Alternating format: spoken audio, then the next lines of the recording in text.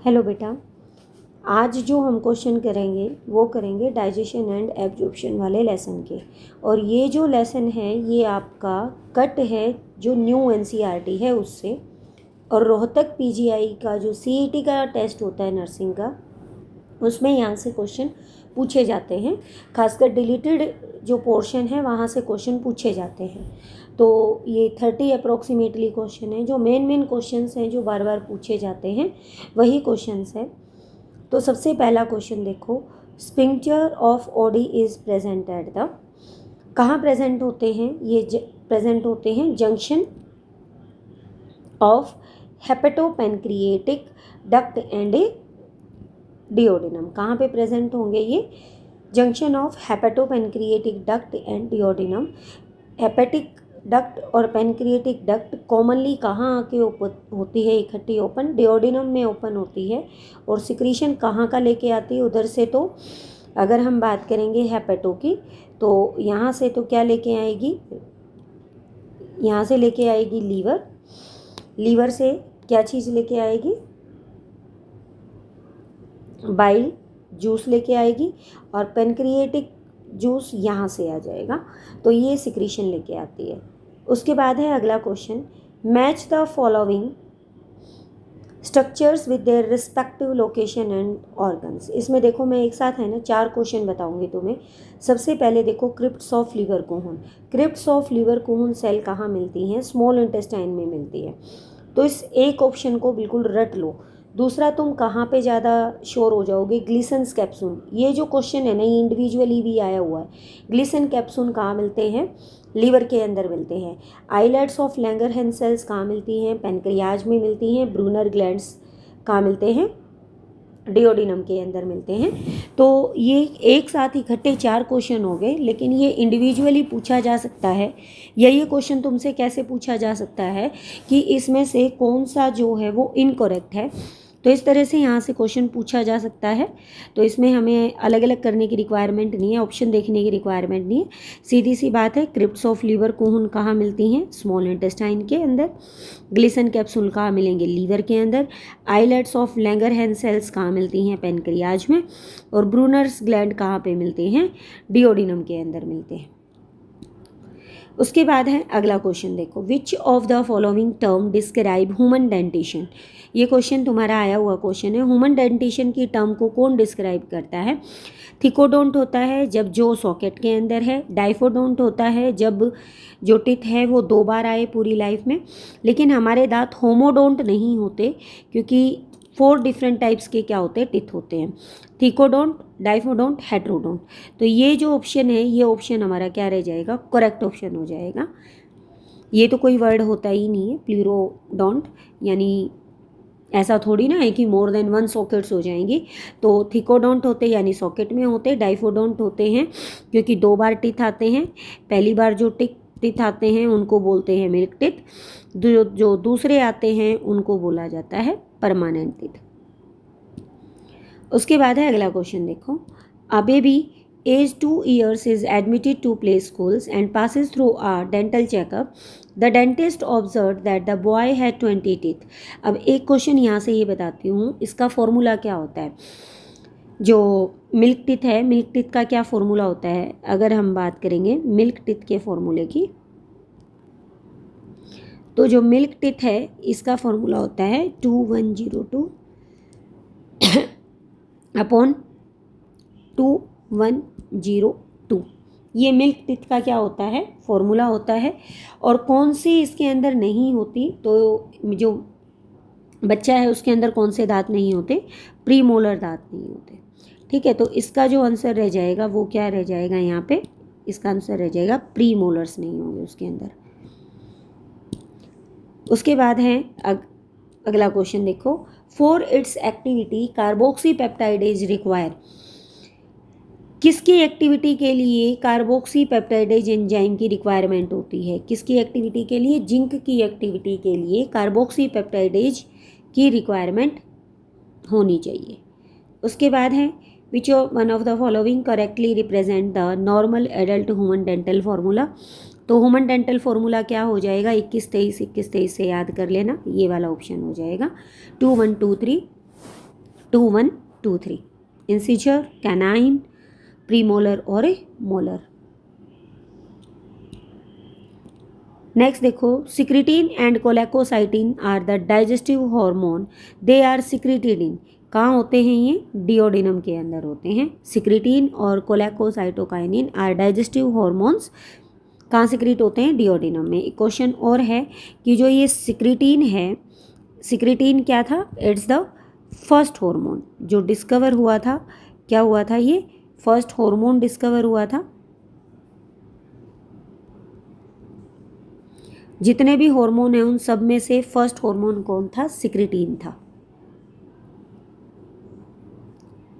Which part of the body secrete the hormone secretin? अभी किया है, कौन सा पार्ट करता है? डिओडिनम सिक्रीट करता है। नेक्स्ट देखो, Brunner's glands are present in, Brunner glands कहाँ होते हैं? डिओडिनम के अंदर होते हैं। The layer of the cell that secrete enamel of the tooth is, कौन सी होगी? ऑस्टियोब्लास्ट सेल, जो क्या बनाएंगी? बोन बनाएंगी। ओडेंटोब्लास्ट सेल क्या होती हैं? जो टिथ की फॉर्मेशन, पूरे टिथ की फॉर्मेशन करती हैं। उसके बाद है टिथ सेल्स की। एम्यूलोब्लास्ट हैं जो इनेमल को बनाती है। कौन सी होती हैं? एमेलोब्लास्ट, टूथ के इनेमल को बनाती हैं। एक क्वेश्चन और बन जाता है यहाँ से, इनेमल सबसे लार्जेस्ट सब्सटेंस होता है, ये सबसे लार्जेस्ट सब्सटेंस होता है हमारी बॉडी का और अर्थ का। उसके बाद देखो, which one of the factor are required for the maturation of erythrocytes? Erythrocyte की मैच्योरेशन के लिए किसकी रिक्वायरमेंट होती है? विटामिन B12 की। और विटामिन B12 कहाँ से मिलता है? ये कर्ड खाने से मिलता है। दूसरा, विटामिन B12 की कमी से कौन सी डिजीज होती है? इसकी डिजीज से होती है परनीशियस एनीमिया। कौन सी डिजीज होती है? Pernicious anaemia. Which one of the following vitamin can be synthesized by the bacteria inside the gut? कौन सा होता है? Vitamin B1। अब यहाँ से क्वेश्चन और देखो कि हम क्या लेते हैं, कई बार एंटीबायोटिक्स ले लेते हैं। तो एंटीबायोटिक्स से हमारी बॉडी के अंदर ऐसा नहीं है कि सारे हार्मफुल बैक्टीरिया होते हैं, कुछ यूजफुल बैक्टीरिया भी होते हैं जो डिजीज कॉजिंग माइक्रो ऑर्गेनिज्म से हमें प्रोटेक्ट करते हैं। लेकिन कई बार एंटीबायोटिक लेने से क्या हो जाता है, ये बैक्टीरिया भी ख़त्म हो जाते हैं। तो एंटीबायोटिक से कई बार जो ये जो बैक्टीरिया हमारे गट के अंदर रहते हैं वो भी क्या हो जाते हैं, उनकी भी डेथ हो जाती है, जो हमारे लिए हार्मफुल इफ़ेक्ट को शो करेगा। कूफर सेल्स अकर इन, मोस्ट इम्पोर्टेंट क्वेश्चन है। कूफर सेल्स कहाँ मिलती हैं? कूफर सेल्स कहाँ मिलती हैं? लीवर के अंदर। एक क्वेश्चन और हमने पहले किया था, ग्लीसन कैप्सूल कहाँ होते हैं? लीवर में। ये लिख लेना भाई, ये सारी चीज़ें बहुत इंपॉर्टेंट है, ये पूछी जाती हैं। A polysaccharide which is synthesized and stored in liver cell is, वो कौन सा पॉलीसैकेराइड है जो लीवर में सिंथेसाइज्ड होता है और स्टोर भी किस में होता है? लीवर सेल में होता है। तो कौन सा होता है वो? ग्लाइकोजन। अच्छा, एक ग्लाइकोजन कितने ग्लूकोज की यूनिट होती है? एक ग्लाइकोजन 30,000 ग्लूकोज की यूनिट होती है, जिसको कौन बनाता है? लीवर एक कॉम्प्लेक्स फॉर्म में स्टोर कर देता है। Wharton's duct is associated with the, Wharton duct किससे रिलेटेड होती है? ये रिलेटेड होती है सब मैक्सिलरी सैलिवरी ग्लैंड से, जो हमारी ये लोअर जा है, लोअर जा के पास ये जहाँ से टंग अटैच होती है वहाँ पे ये ग्लैंड प्रेजेंट होते हैं। उसके बाद है match the list 1 with list 2। यहाँ पे भी देखो, तुम एक ऑप्शन पे श्योर हो जाना, फिर तुम ये सारा क्वेश्चन है ना अपने आप सोल्व हो जाएगा। सबसे पहले देखो पेप्टिक सेल्स, उसके बाद है गॉबलेट सेल्स, उसके बाद क्या आ जाएगा? ऑक्सीनेटिक सेल्स, और लास्ट क्या हो जाएगा? Hepatic cell. तो जब भी तुम्हें इस टाइप का कोई भी क्वेश्चन दिखाई दे और तुम्हें ये लगे कि तुम कंफ्यूज होने वाले हो, तो जहाँ पे तुम सबसे पहले श्योर होते हो वो देखा करो। तो यहाँ पे तुम्हें श्योरिटी क्या लग रही है? हेपेटिक सेल्स क्या सिक्रीट करती हैं? बाइल जूस को सिक्रीट करती हैं। दूसरा, ऑक्सीनेटिक सेल्स किसको सिक्रीट करती हैं? HCl को सिक्रीट करती हैं। तो फटाफट एक बार ऑप्शन में देखो क्या आ जाएगा। ऑप्शन में हमने कहा हेपेटिक सेल्स किसको सिक्रीट करती हैं, यानी डी का सेकंड। अब डी का सेकंड सिर्फ एक ही ऑप्शन में है और वो ऑप्शन कौन सा है? फर्स्ट। तो अब अपने आप सोल्व हो जाएगा। पेप्टिक सेल्स कहाँ पे होंगी? प्रो एंजाइम पेप्सिनोजन को सिक्रीट करेंगी। उसके बाद है पेप्टिक सेल्स इसको क्या है? प्रो एंजाइम पेप्सिनोजन को सिक्रीट करेंगी। गॉबलेट सेल्स किसको सिक्रीट करेंगी? म्यूकस को सिक्रीट करेंगी। ऑक्सीनेटिक अभी बताया था HCl को, और हेपेटिक सेल्स किसको? लीवर को। तो ये ट्रिक बताई मैंने। अगर इस टाइप का क्वेश्चन तुम्हें कोई आ जाए और तुम एक ऑप्शन में बिल्कुल श्योर हो, तो ये वहाँ तुम्हें टाइम वेस्ट नहीं करना है। जहाँ पे तुम्हें श्योरिटी दिखाई दे, जैसे हेपेटिक सेल्स कहाँ होती हैं? बाइल जूस में होती हैं।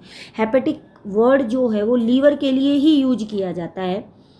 तो फटाफट टिक मारो, डी का सेकंड एक ही ऑप्शन में है। Succus entericus is referred to as, succus entericus का मतलब क्या होता है? सक्कस एंटेरिकस का मतलब होता है intestinal juice. Which of the following gastric cells indirectly help in erythropoiesis? कौन सी सेल्स हैं जो एराइथ्रोपोइसिस करती हैं? तो यहाँ पे आंसर आ जाएगा पेराइटल सेल्स, जो एराइथ्रोपोइसिस में इनडायरेक्टली हेल्प करेंगी।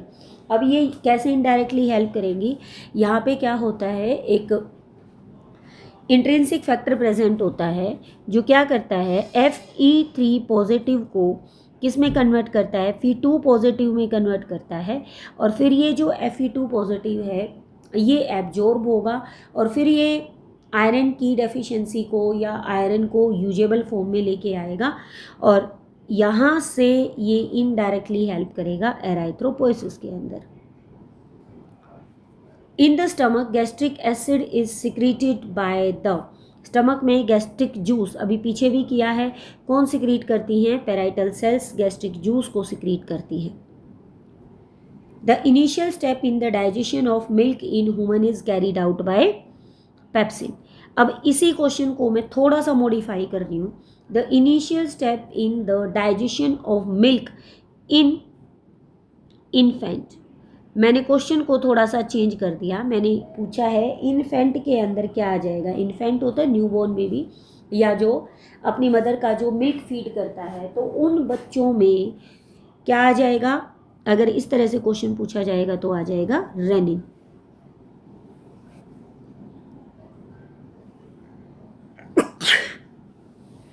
उसके बाद है secretion of gastric juice is stopped bye. अब देखो, अगर मान लिया कंटिन्यू गैस्ट्रिक जूस का सिक्रीशन होता रहेगा तो क्या हो जाएगा? एसिडिटी बढ़ जाएगी। अगर एसिडिटी बढ़ेगी तो स्टमक पेन होना शुरू हो जाएगा।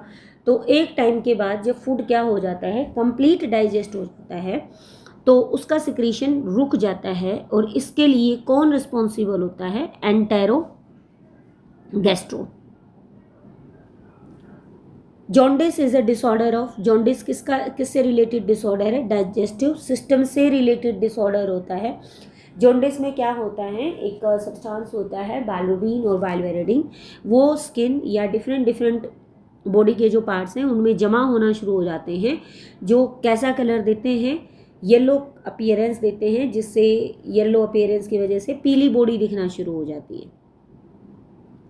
और ये बाइलोबिन और बाइलवेरिडिन ये किसके प्रोडक्ट होते हैं? ये ब्रेकडाउन प्रोडक्ट होते हैं हीमोग्लोबिन के। Continue bleeding from an injured part of body is due to the deficiency of, अगर मान लिया किसी की ब्लीडिंग का जो टाइम है, वैसे ब्लीडिंग टाइम कितना होता है, अगर हम बात करें जो ब्लीडिंग टाइम है वो कितना होता है? 2 से 8 मिनट।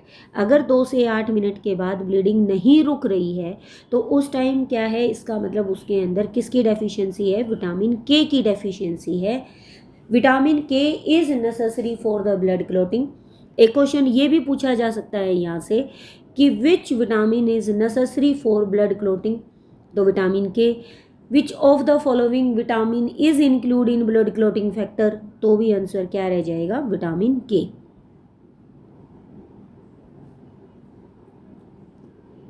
उसके बाद है विच one of the following is correctly match, इनमें से करेक्टली मैच क्या है, विटामिन ई, टोकोफेरोल। तो पहला ही ऑप्शन यहाँ पे करेक्ट हो जाएगा, विटामिन ई क्या होता है, टोकोफेरोल होता है। Vitamin D calciferol, vitamin B के कई सारे नाम हैं, vitamin B1, B2, B3, B4, B5।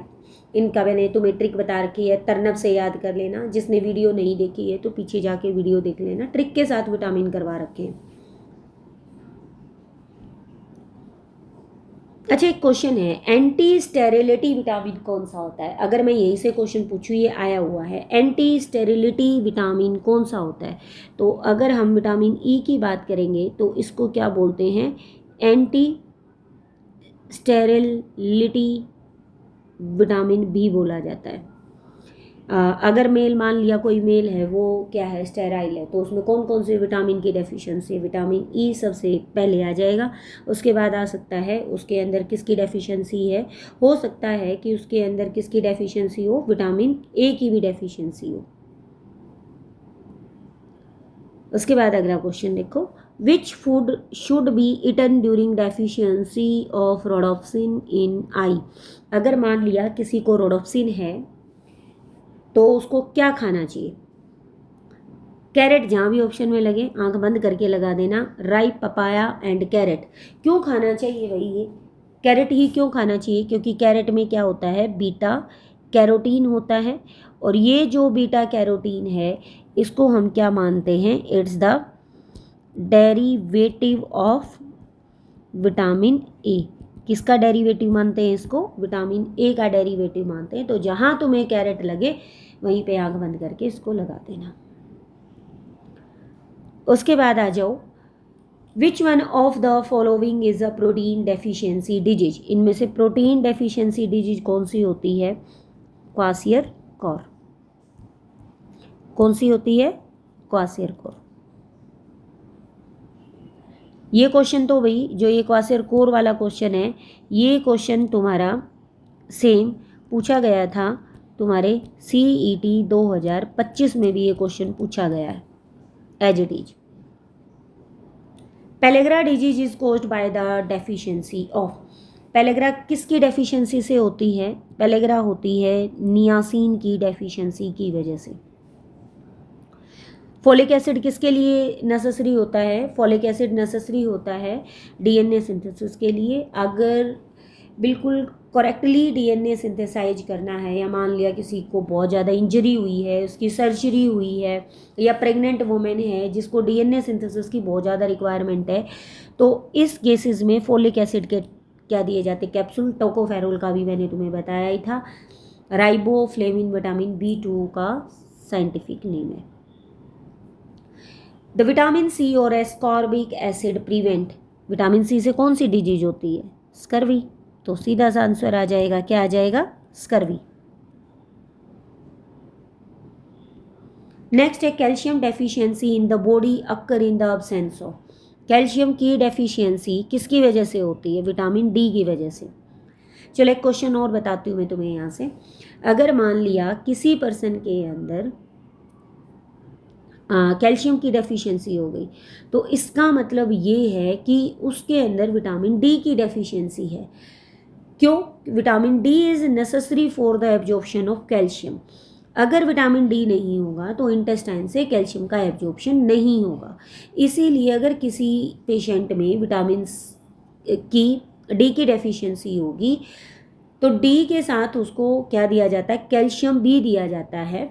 या तुमने पढ़ा होगा कैल्शियम की जो टैबलेट आती हैं उसमें साथ साथ लिखा होता है calcium plus vitamin D. Prolong deficiency of nicotinic acid cause the. क्या आ जाएगा इसका आंसर, इसका आंसर आ जाएगा तुम्हारा पेलेग्रा। ठीक है, ये जो क्वेश्चन थे, ये क्वेश्चन थे तुम्हारा जो चैप्टर डिलीटेड है, डाइजेशन एंड एब्जॉर्प्शन, उसके कुछ इंपॉर्टेंट क्वेश्चन थे। ऐसा नहीं है कि मैं सिर्फ यही इंपॉर्टेंट क्वेश्चन करवाऊंगी। अभी तो हमने सीरीज कुछ कुछ शुरू की है, डेली एक सीरीज भी आएगी और हर सीरीज में मैं पहले डिलीटेड जो लेसन्स हैं डिलीटेड लेसन के ही क्वेश्चन करवाऊंगी। अब जो 6 सीरीज रहेंगी उसके अंदर प्लस में साथ जैसा टाइम लगता रहेगा वैसे और सीरीज भी डालती रहूँगी। जैसे कल डालूंगी CET 2024 का क्वेश्चन पेपर डालूंगी, तो सीरीज अब आने वाले टाइम में क्वेश्चंस की जो अमाउंट है वो भी बढ़ता रहेगा, प्लस में क्वेश्चन की जो मतलब एक बोलते हैं कि भाई वो उसकी जो टफनेस है उसको भी मैं बढ़ाऊंगी। इतने इजी लेवल के क्वेश्चंस ही नहीं करेंगे हम, इजी टू टफ की साइड चलेंगे या इजी टू जो डिफ़िकल्ट होता है उसकी साइड हम जाएंगे, सिर्फ इजी नहीं करेंगे। तो रेडी रहो, तैयारी की गारंटी मैं लेती हूँ। जितने क्वेश्चंस मैं करवाऊँगी मोस्ट ऑफ 60 में से 55 प्लस क्वेश्चंस मेरी सीरीज से ही आ जाएंगे। तो बने रहना मेरे साथ जब तक कि आपका रोहतक CET का एग्ज़ाम नहीं हो जाता है। थैंक यू बच्चों।